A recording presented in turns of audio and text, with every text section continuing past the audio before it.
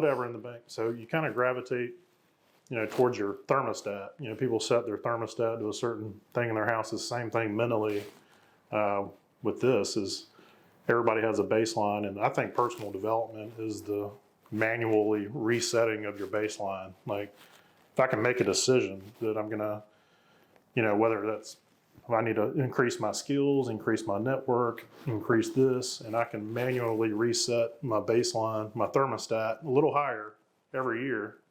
Now I'm only gravitating 10% out of out of that level instead of where I started down here. So to me, personal development is manually changing, the line in the sand over the years as we go. Dude, that's deep. I've never heard of it mentioned that way, but that actually makes sense. I mean, I would never.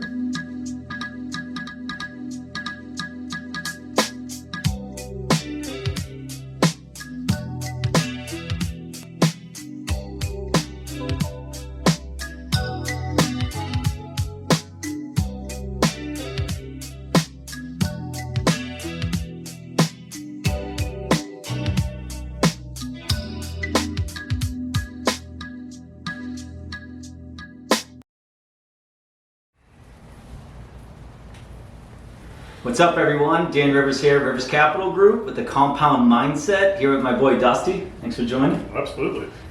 This is episode 14. We're going to talk a little bit about personal growth with Dusty today. I'm super excited. Anybody who knows Dusty knows he's a freaking beast in the real estate world, but even more impressive is how he's grown personally over the last 20-something years. So we'll hop into that. And first, I just want to drop a quick wisdom moment.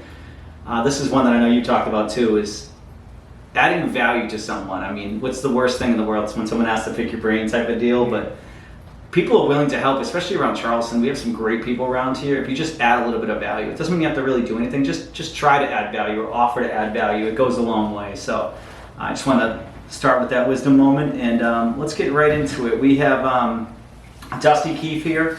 Dusty, is a lot of people call him the mobile home guy because he basically lives in mobile homes and runs a lot of mobile home parks. But he's definitely known as the mobile home guy and the creative finance guy. Those are two big things. But who is Dusty? Wasn't always a mobile home guy. Started out in single family houses. We actually started out, me and my two best friends at the time in college, we read a book. I think it was like How to Make $1 Million in 3 Years Without Cash or Credit. And we were like, that checks a lot of boxes because we don't have cash or credit, so this is awesome. So we got that book, read it, led us to a seminar, and went to a 5-day boot camp and knew just enough to kind of be dangerous and got out there and started making offers. Did our first deal while we were still in college between classes, and first deal was in Mount Pleasant. Just took a little paint and putty, put it back out there on the market, sold it, did pretty well on it, and we were like, wow, we know everything now. We're 20 years old and just made 70 grand, right? So we decided to wait till after school, after Christmas break of our senior year from other two partners, and one was at the Citadel, one was at Clemson, civil engineering. We waited till after Christmas break to tell all of our parents none of us were going back to school again, and that we had read Think and Grow Rich, we had read Rich Dad Poor Dad, and it was like, man, like once your mind expands to a certain point, it can't contract again, and we were just like, man, we were just wasting time in school. So yeah, we were fired up about getting out as quickly as possible. So we kind of, one of the stories in this book, Think and Grow Rich, which is one of the first copies, 1937, first edition. Thought I'd bring it for good mojo It's today. actually handwritten in there. I know, there's some kind of crazy note. Yeah. But there's a story about one of the generals goes to a foreign land, and the first thing he does, they're highly outnumbered. One of the first thing he does is orders his troops to burn the ships they came on. And I was like, that's exactly where we are right now, guys. We gotta, like, our ship is school, our fallback is going to get a job. Let's burn those ships. And so we burned the ships and we all quit school and we started doing real estate full time, gave us no retreat. We were like, this is all we're doing. This is going to succeed. All three of us went all in, and that was about 22 years ago or something like that. I think that's amazing to be on a journey. I know it took me about 39 years to discover personal growth. I was not the kind of guy that wanted to read or do anything outside of school. I just school, get a good job. But for you to be 20 years old read these phenomenal books that we still preach to this day to read, and to burn the boats. I like that. It's a good analogy. Oh yeah, we were just crystal clear. Like this is where we're at right now. We need to burn the boats. And your parents supported you full record. My parents supported me because I had, believe it or not, I'd already had a business at that point where I had like 100 kids working for me. Sales job. We sold Cutco knives back in college, and so did my wife, by the way. Yeah, you guys I would recommend it to any kid. Stories. Yeah. So it taught me a lot about people, a lot about sales, but they had already seen me do some stuff that was like a little out of the ordinary, and they're like, "Damn, all right, so yeah, we'll fully support you." So. And your dad's a business owner, entrepreneur as well, so that probably helped, right? Yep. Yeah, he understood. Yep. So yeah, mine were supportive. Theirs were a little like, what the hell are you talking about? You don't just drop out of the Citadel in your last semester in civil engineering. But he was, a wild man, so we did it. I think that's just amazing, because especially back then. Now you're hearing a lot more.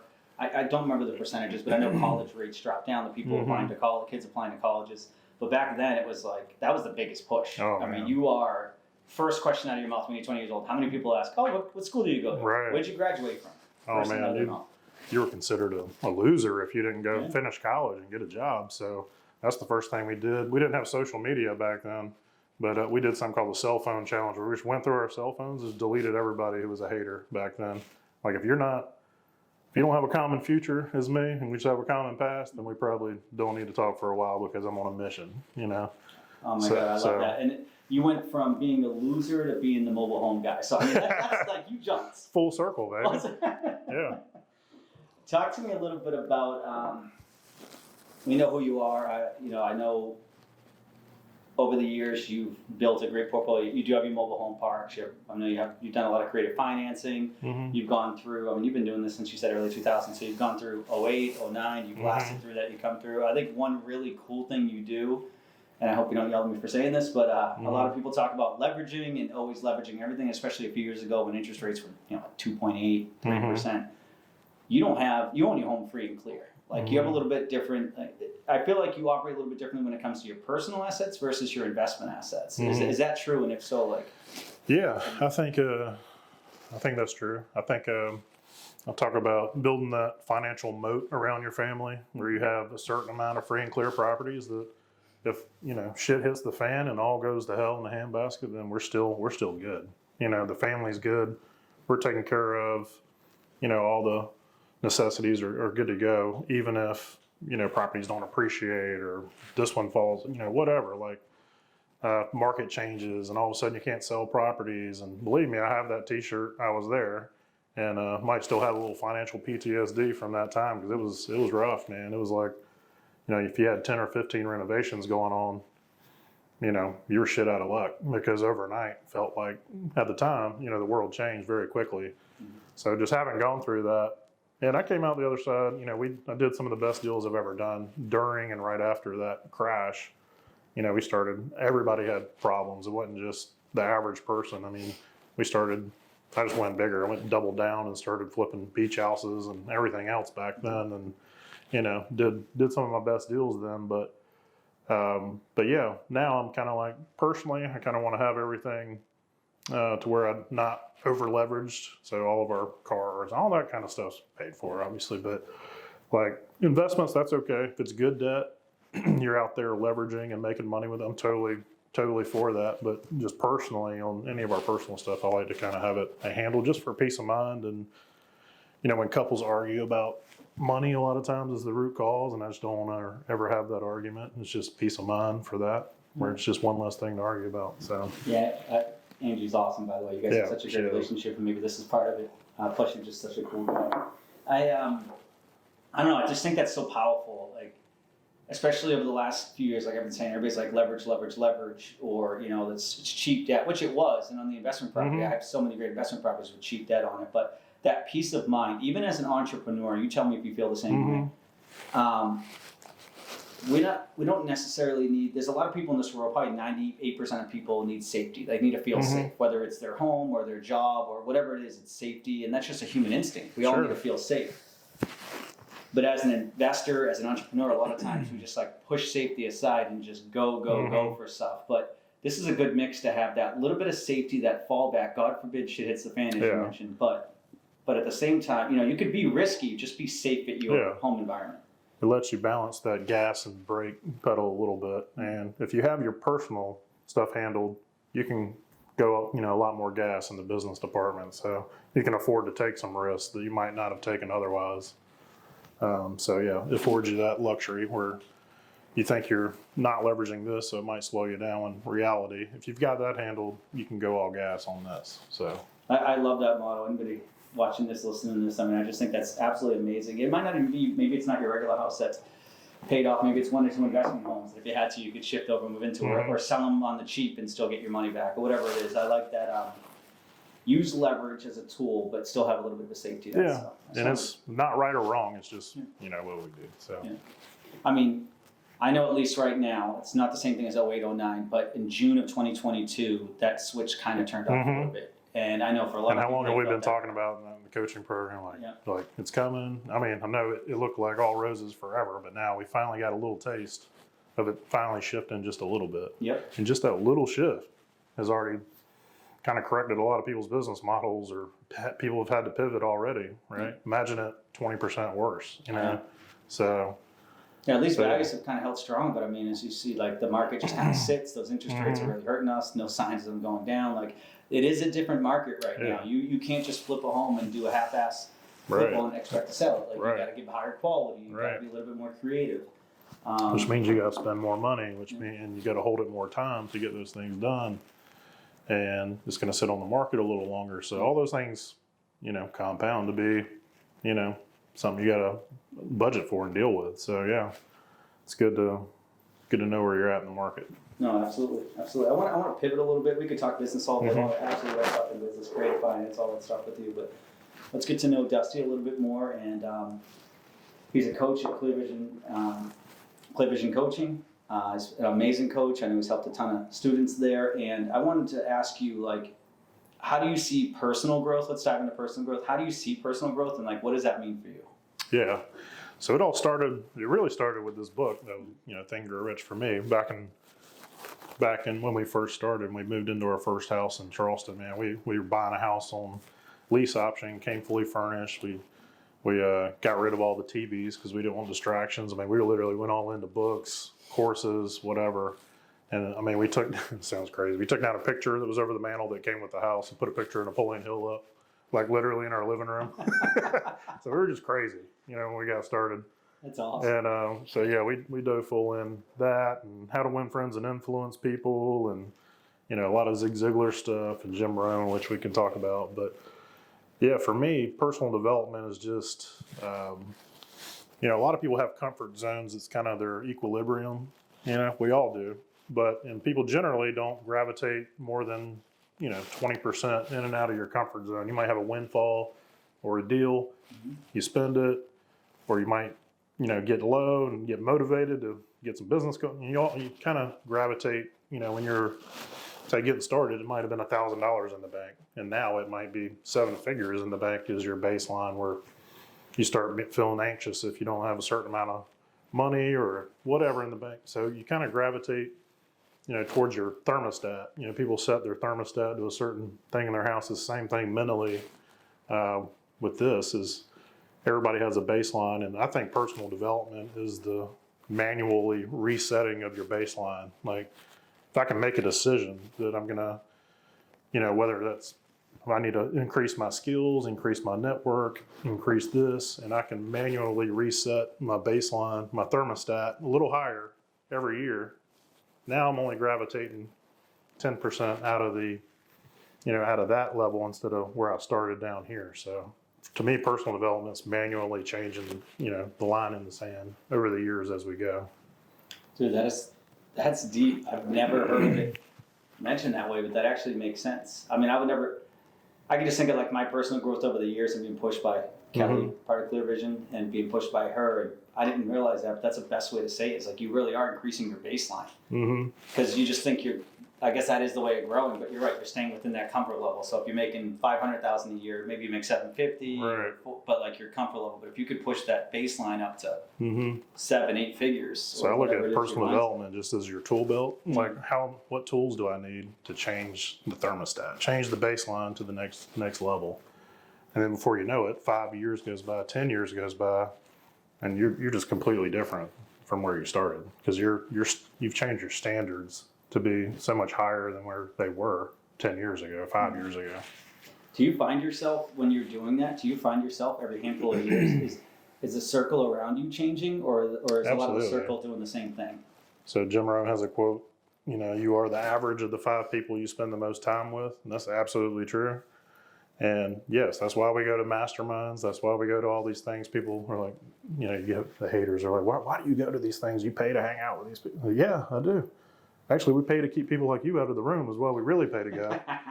But yes, you go to these things and you lock arms with people who are leveling up, and you can't help but, the rising tide raises all boats, right? So you can't help but level up. If everybody around you that you spend all your time with is leveling up, you will too. I can't agree with you more. Like, it's so funny when first of all, getting a coach or having a mentor, and then being in those rooms, and then committed to personal growth. Like, I was talking to someone the other day, and they were talking about how they haven't been reading enough, haven't been basically growing personally enough, so they've actually plugged it in their schedule 3 days a week, certain times, for personal growth. It's that important, and they realized that they were missing out on that to move their baseline. So I'm a huge proponent of personal growth. Really, I've only been over the past few years, but I've seen what it's done for me. Now I kind of get addicted. Oh, yeah. Tell me a typical day for Dustin. I'm just dying to hear this one. Oh, yeah. Well, I get up at 3:30 in the morning, run a marathon. Okay. With David Goggins, me and him go up. No. 45-minute ice bath? Ice baths? Yep. No. Don't do any of that. No, I get up early, probably, I say early, maybe around 6 or something, have coffee with the wife and read every morning. Usually made a list of things the night before that are things just to get them out of my brain so I can sleep easier. And in the morning, review it, maybe add a thing or two, and then circle 1 or 2 things that I'm going to, knock out that day as a top priority. So if you have more than 2 or 3 priorities, you really have none. So I try to focus on 1 or 2 things, knock that out, and if they're high level enough, they're important enough, then that's a success that day. And that's why you work half days. There you go. And then you come here and we just hang out. There you go. Let's go back into coaching a little bit more. First of all, why? Let's start off with why did you get into coaching, or how did you get into coaching, and why do you still coach to this day?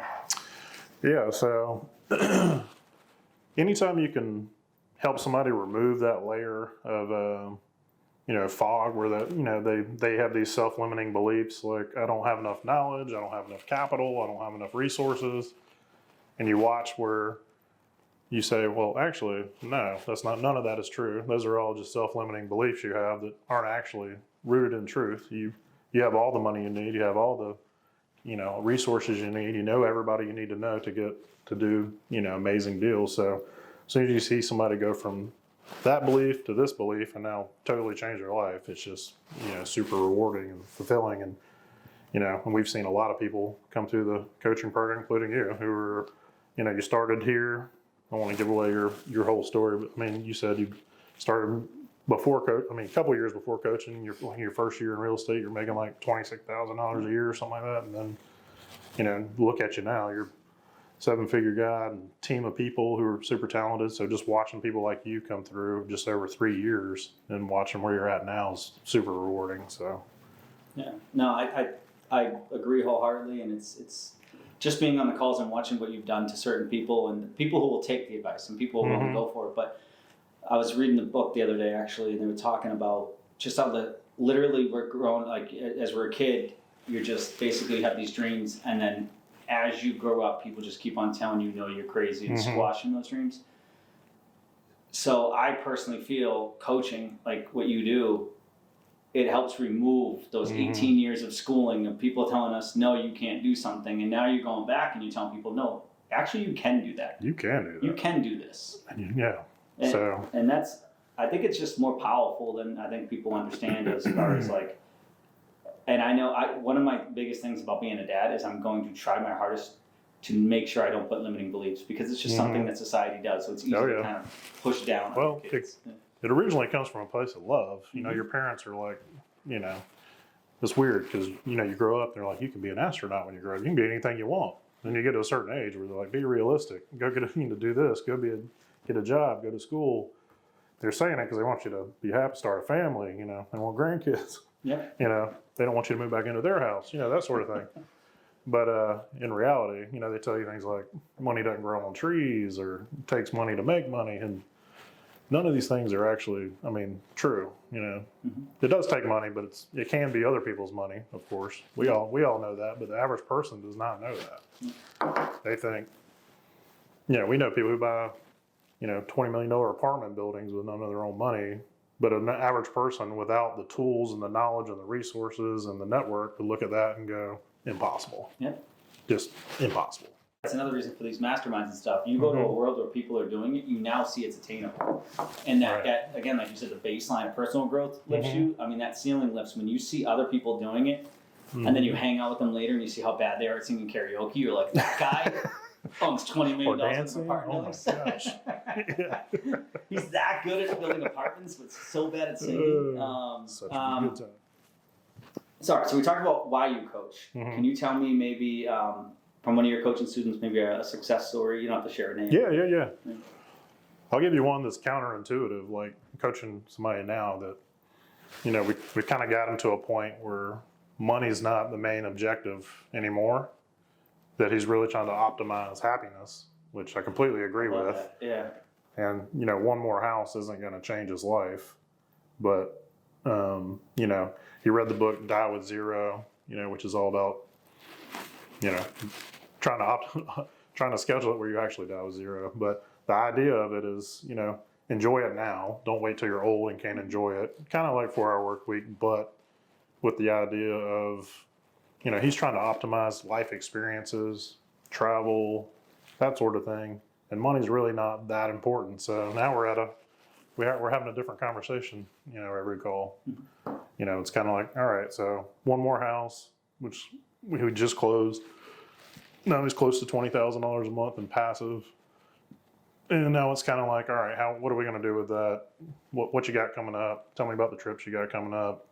You know, are you carving out enough time for, you know, your wife, your fiance, you know, your family, your travel, all this stuff. So yeah, it's kind of cool just having a different conversation. Dude, I love that. I read Die with Zero. Absolutely phenomenal. But Living Forward is another good one. Two great books about like planning out your life and living it to the fullest. Yeah.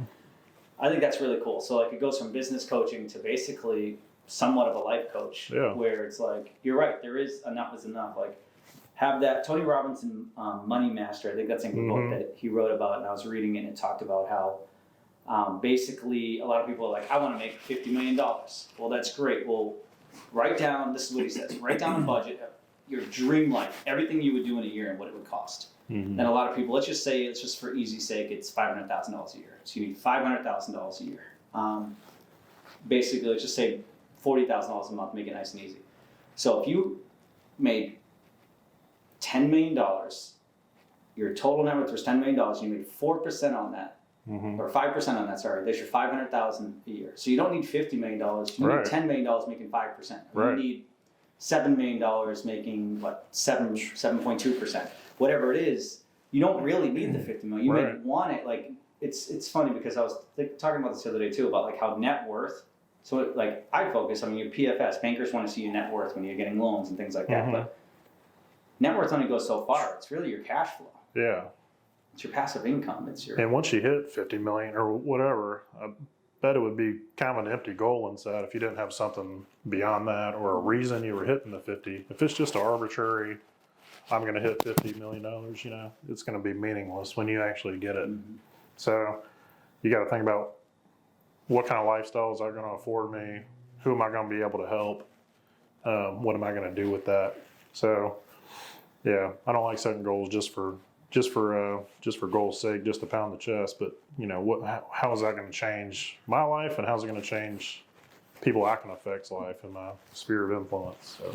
Yeah, by no means am I saying, hey, you want to make 50 million, you keep going for Yeah. it. If that's truly what your passion, following your passion, Mm-hmm. I'm all about that. Like success to me is fun to do, and then you can give more back, whatever Mm-hmm. the case is. But there is a certain point where like you're happy and you can just hit that certain numerical goal that you're like, hey, I don't necessarily have to work anymore. I can do everything I want. I can give $10,000 a month to charity, whatever the number is, and I can do travel as much as I want to travel, and I could still, live in a house that I feel comfortable in, or whatever the case is. And I just think that's so powerful to be able to really look back and say, hey, I am truly happy where I'm at now. I think that's something that maybe it's the American dream in society and how we go. It's like it's hard to just say I'm happy now, but like it's okay. The one thing I've grown to say, it's okay to be happy right now and want more. And then it's okay to be happy again a little bit further and want more, right? Incorporate happiness into the journey. Don't make it a destination, because you may never get there. And if you're going to spend your life miserable trying to get happy, it's a waste of time. So, like that guy Ray Gonzalez had said, if you don't enjoy the journey, how are you going to enjoy the outcome of that journey? Exactly. Like, you got to enjoy that journey and make it fun. And no, I'm a true believer in that. The journey is the reward. So you got to learn to enjoy it, for sure. And then when you really realize it, especially when you start like sitting back and living life, it's you buy some expensive things, you do some expensive things, and then some of the most fun I've ever had. I've told this story before. One of the most fun things we did in Italy was we went out to dinner with me and my wife. Then we got a bottle of wine, a box of cookies, sat on a wall in Lucca, and listened to a concert that was playing down below us. No cost besides a bottle of wine and cookies. Sat there for 2 hours, drank, had some cookies, spent quality time together, and listened to awesome music outside. Yeah, that's the definition of being rich, right there. Yeah, being able to do stuff like that, just a richness of life in general. Being able to do things like that with people you care about. Yeah. And it was just, and it doesn't have to be Italy. Geez, I'll go do that James Allen County Park. You can listen to the same music and have a food stand, food truck, food. Oh yeah. Yeah, I think we could talk about that all day long. Oh yeah. How a couple more questions for you. How do you? We talked a little bit about personal growth and how it pushes you each time. How do you like analyze personal growth? Do you sit back and be like, hey, I need to put more attention on this or not, or does it just kind of come natural? Like, how do you? Yeah. Weigh that? So I do it personally, and then even me and the wife once a year just get away and go do the Wheel of Life exercise that we do in coaching. And it's kind of like a circle, and it plots out like it goes like 2 through 10, like I'm a 10 in this area or I'm a 2 in this area, and it's health, it's wealth, it's family, spiritual, and you kind of map out, and the idea is kind of get it round as possible eventually where it would actually roll, and it's kind of a fluid, situation, but you don't want it too out off kilter, but at least the exercise lets you kind of see where you're at. So we do that once a year together, and then I try to do it quarterly myself, and then in between, I'm just kind of journaling and keeping track of that kind of stuff, and just write down at least weekly what's going on. So I love that. Me and my wife put that a couple years ago, putting goals together and doing. But the Wheel of Life I'm going to implement as well. Make sure that it's a well balanced, not just goals, but like where do we see our life right now. That's awesome. This is a good one. I like to ask people. You gonna throw me a curveball? I'm gonna throw you a curveball. All right, let's go. It's the most common ball hit out of the park, Curveball. All right, I'll knuckle it then. What advice would you give your 15-year-old younger self right now? Oh gosh. It's got to be 15, not 16, not like 15. Yeah, I'd say first of all, don't wish your youth away and enjoy being 15. Yes, yeah, that's a good point. I had a blast when I was 15, but enjoy that. Second, I would.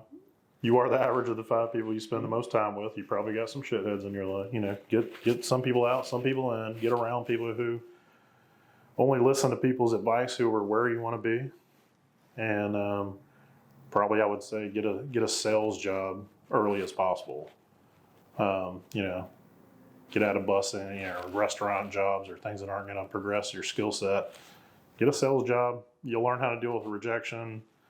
You'll learn how to deal with people, and it's invaluable. So I'd say that, and get started with a retirement account as soon as possible. Because obviously, even if it's just $500, get started. So that compound, financially can start to take root. By the time you're 25, you got something going on. I love it. Great advice right there. Listen. Yeah. From young wise. Young wise. He's younger than me. He's a year younger than me. Tell me about your I say greatest hurdle for your personal growth. Might have been a struggle at the time, but now it's a win. It's probably just focus, man. Just staying, especially after you've had a little success. You get a little too comfortable, and it's just like with that. The kind of the thermostat.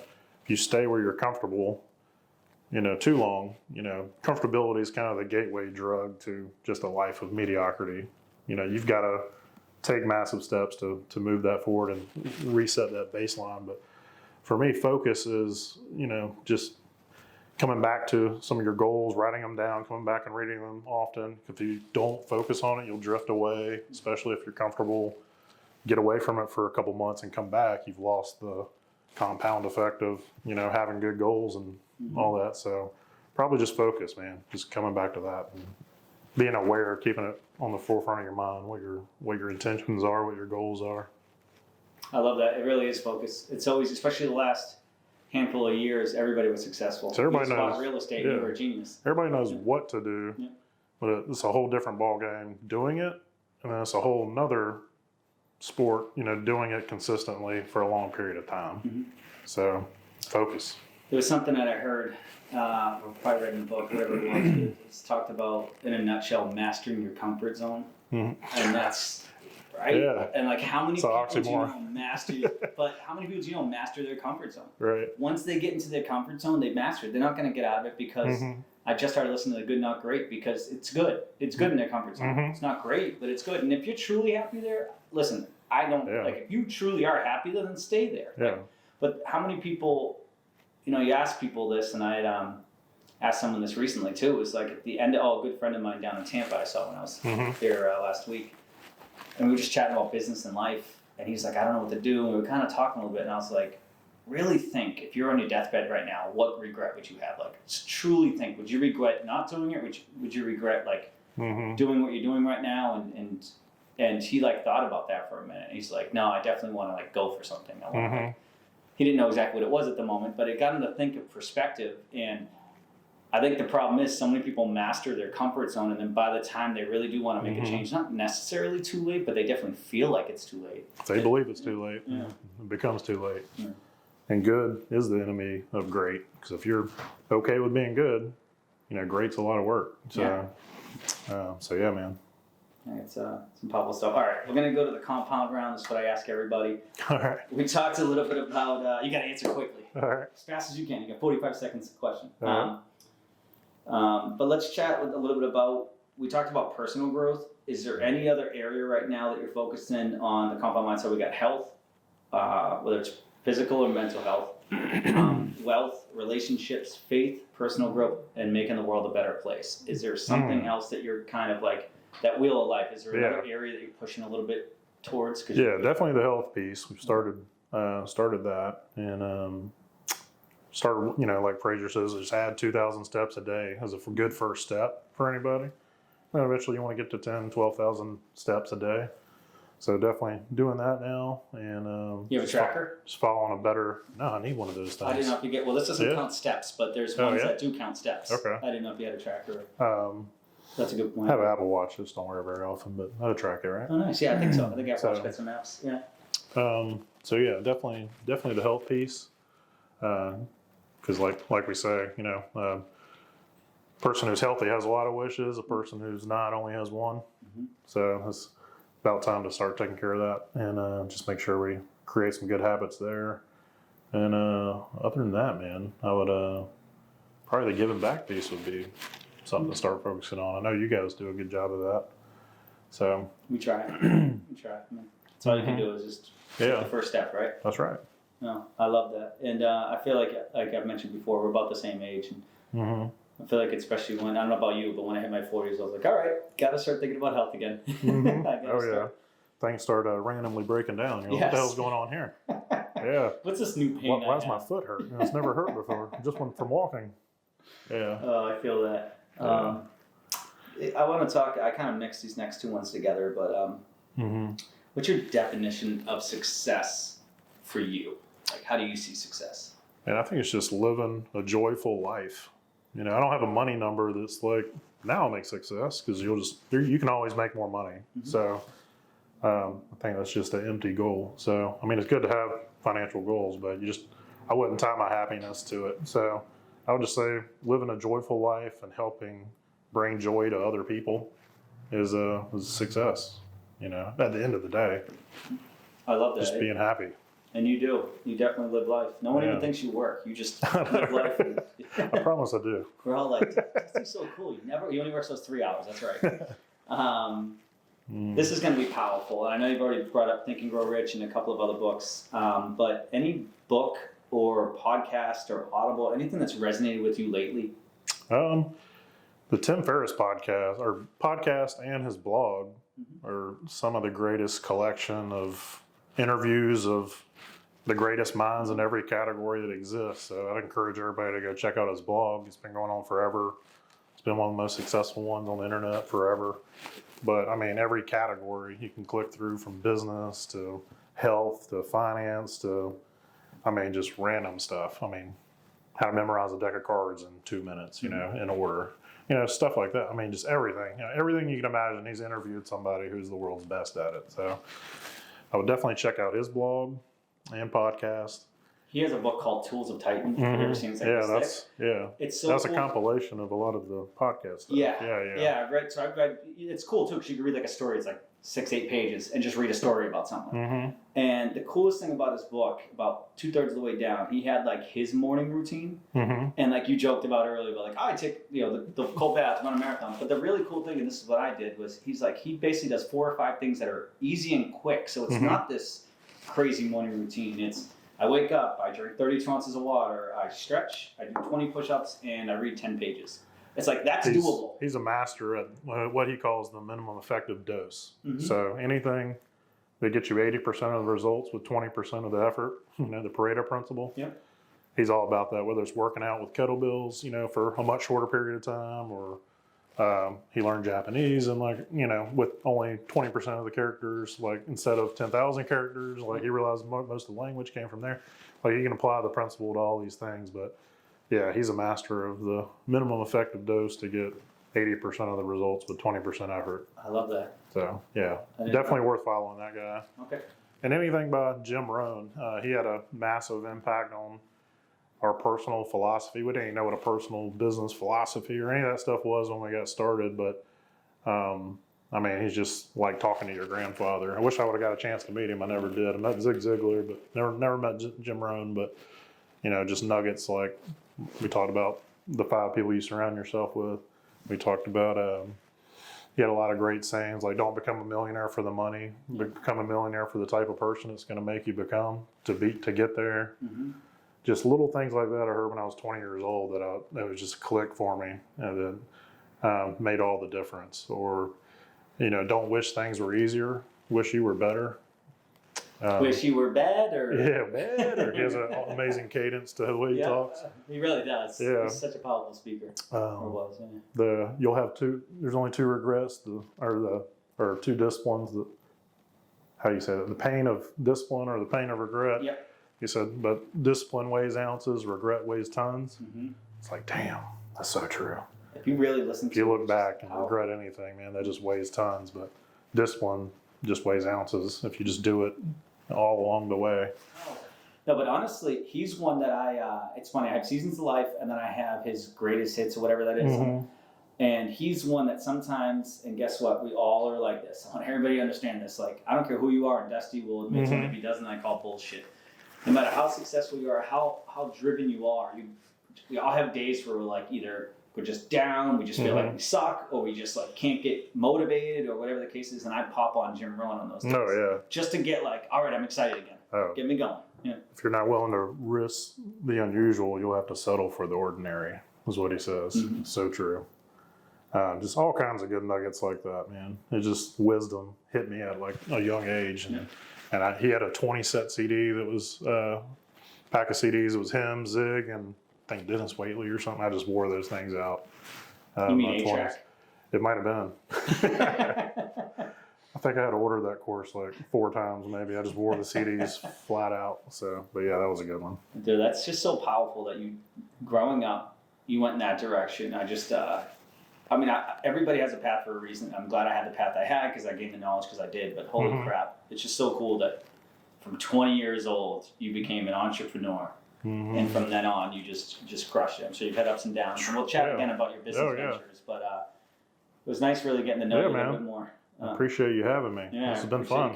Let's do it again. Absolutely. Thanks, man. At the Helm headquarters. At the Helm headquarters. All right. Peace out. Let's make the world a better place.